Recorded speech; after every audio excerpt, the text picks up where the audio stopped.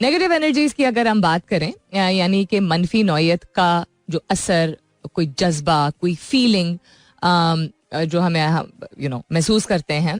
You can be a very positive person, you can be very practical person, you can be very तजर्बाकार person. आप जिस भी किस्म के शख्स हो, नेगेटिविटी दुनिया में भी होती है, चीज़ों से भी निकलती है, हालात से भी निकलती है, ख्यालात का हिस्सा भी होती है. एंड देन जज्बात जो है वो, जब हमारा कोई इमोशन इस तरह नेगेटिव हो जाता है, जज्बा कोई नेगेटिव हो जाता है, तो फिर वो इमोशनली सिर्फ नहीं हमें असर करता, फिजियोलॉजिकली यानी जिस्मानी तौर पे भी असरअंदाज कहते हैं ना, होंगे हम. What happens? What is negative energy all about? तो पॉजिटिव चीज़ें जहाँ हैं और पॉजिटिव असरात होते हैं चीज़ों के, जैसे आप बाहर जाएं, अच्छा मौसम है, आप कहते हैं कितना अच्छा खुशगवार मौसम है, you feel better about it. तो मौसम का, आप मौसम को क्रिएट नहीं करते हैं, it is just something that is there, right.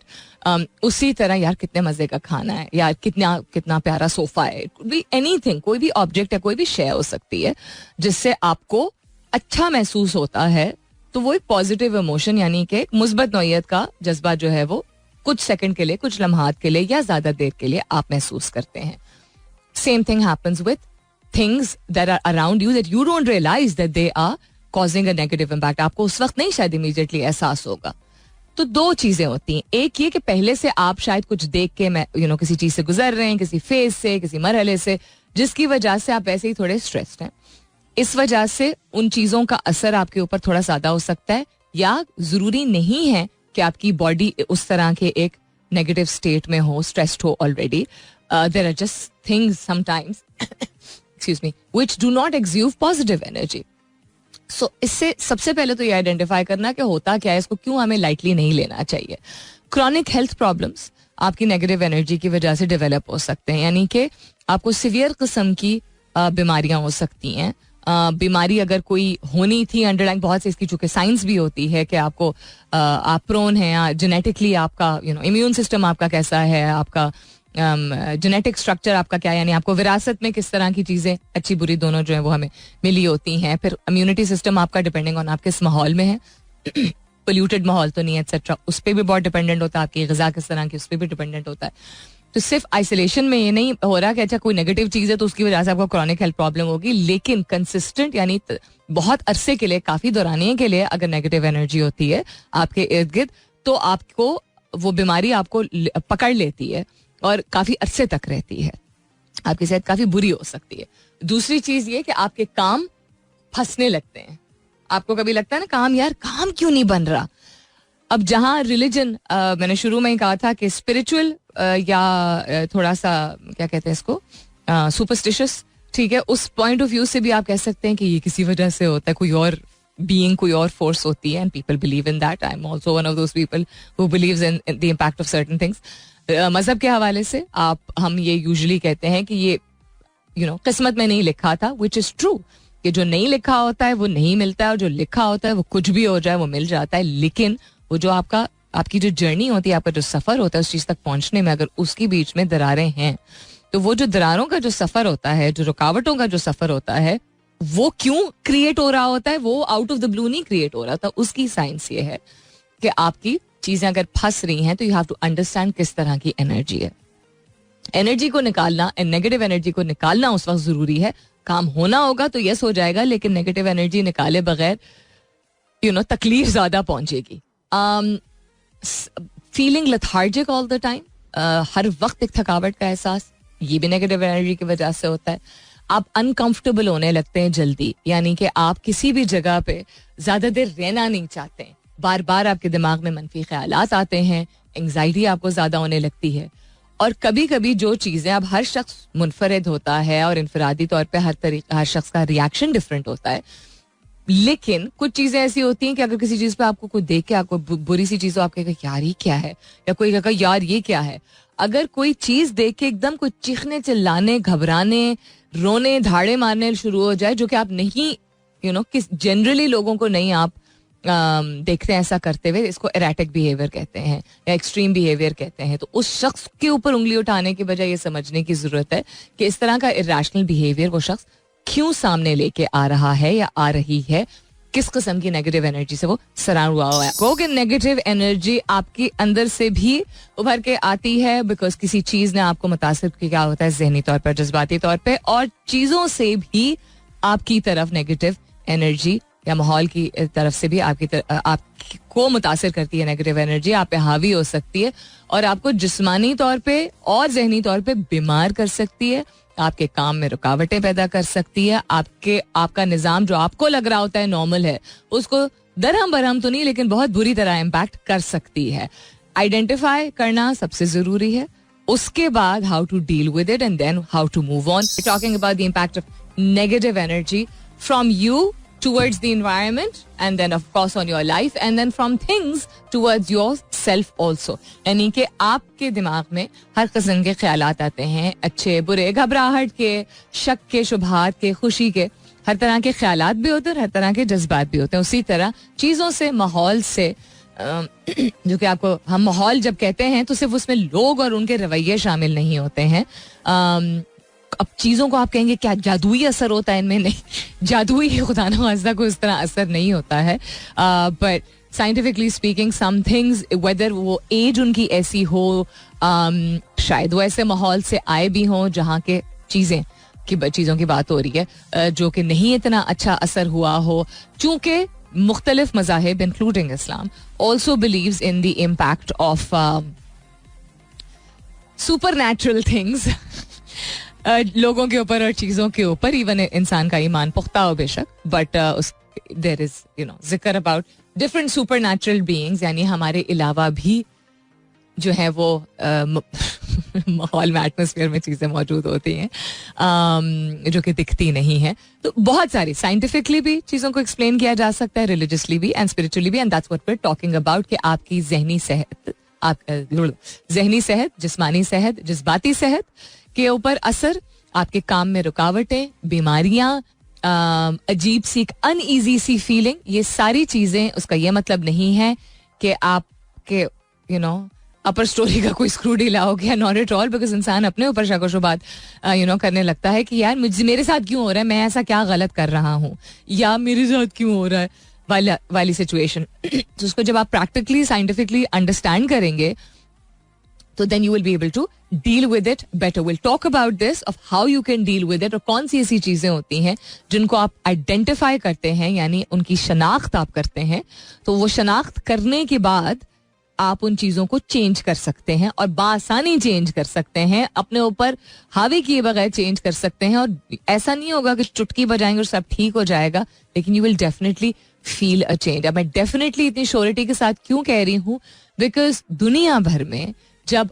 हजारों लाखों लोग इसी तरह की कहानियां बताते हैं और फिर साइंसदान और साइकोलॉजिस्ट ऐसी चीजों को ऑब्जर्व करते हैं और उनसे स्टडीज निकलती हैं, तो जब रिपीटेडली आप कोई अच्छा बिहेवियर प्रैक्टिस करते हैं और उसका अच्छा असर होता है, तो then we start applying it. It's easier to embrace in our life. फिर कबूल करना और फिर कन्विंस हो जाना ज्यादा आसान होता है. यू हैव बिकम वेरी चिड़चिड़ा और somebody who has become very चिड़चिड़ा, यानी कि उसका रवैया थोड़ा सा, आप कहेंगे उसका तो नेचर ही ऐसा है. हर किसी का भी नेचर पैदाइशी तौर पे चिड़चिड़ा नहीं होता है.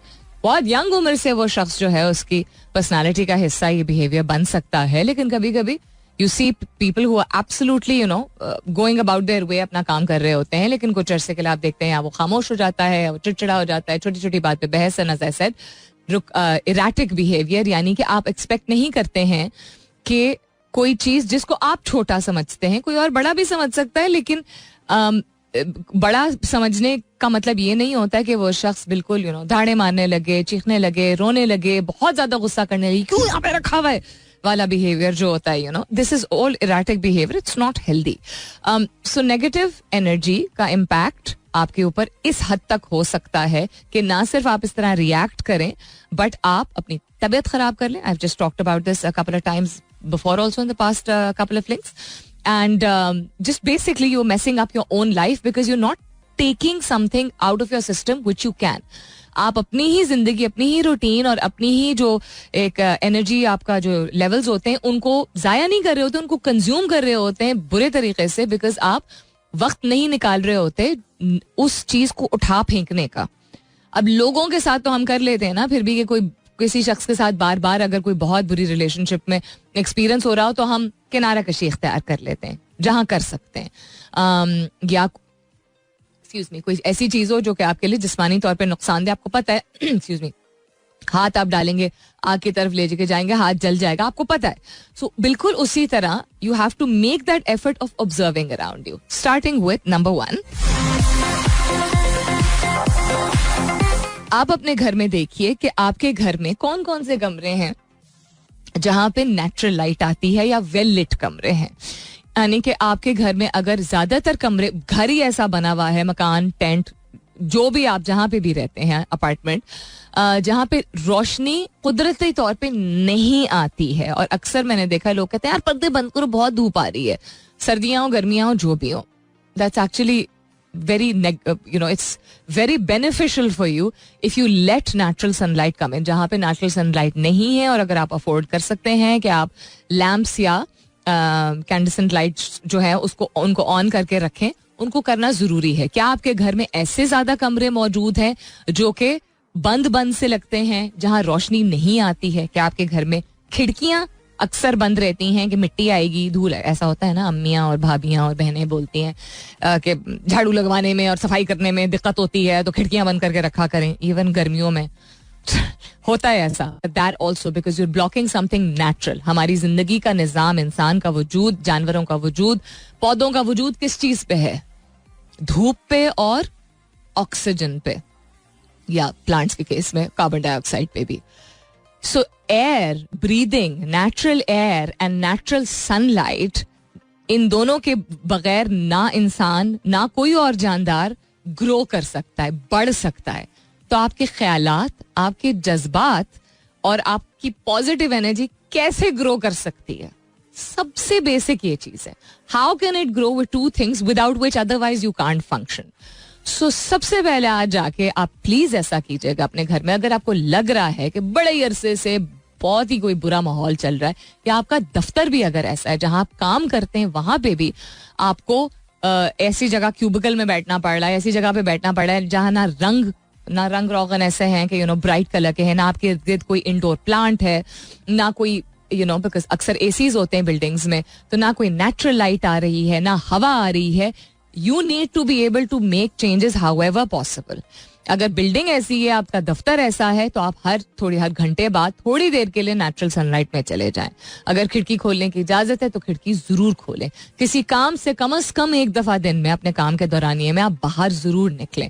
आपकी बॉडी सारी नेगेटिव एनर्जी को स्टोर करेगी जो कि शायद किसी और चीज की वजह से कॉज हुई हो inside your body, and you will not realize कि वो अंदर बैठ जाती है. हम समझते हैं ना, चाहे एक बुरा दिन गुजरा और आज थोड़ा सा सैड सा माहौल था ऑफिस में, you don't realize that it stays in your system. बिल्कुल जिस तरह जब इंसान को फिजियोलॉजिकल बीमारी होती है तो आपके अपने, जब तक आप कोई या किसी भी, आप हकीम की दवाई लें, आप होम्योपैथिक लें, आप खुद तोड़ के अप्लाई करें, या आप एलोपैथिक डॉक्टर के पास जाएं, you need to take out that बीमारी फ्रॉम द जड़, otherwise you will keep falling sick. This is exactly like that. ये मत समझिए कि अच्छा एक दिन जाके हवा में और धूप में हम बैठ गए तो हम बेहतर फील करेंगे. This has to be a part of your system.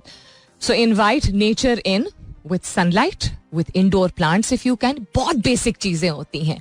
And with ventilation, जिसको हम क्रॉस वेंटिलेशन कहते हैं अक्सर. तो एक तो आप लोग ने ये समझ लिया, एंड होपफुली आप करेंगे भी कि घर में जाके देखेंगे. अगर आप कहेंगे सलमीन ऐसे कमरे हैं जहाँ खिड़कियां ही नहीं है या जहाँ रोशनी आती ही नहीं है, देखिए हम पहले जब कहते हैं ना ये तो है ही नहीं, उसका ये मतलब नहीं है कि कोई दूसरा तीसरा चौथा सोल्यूशन नहीं है. नहीं तो आप खुद बाहर चले जाइए.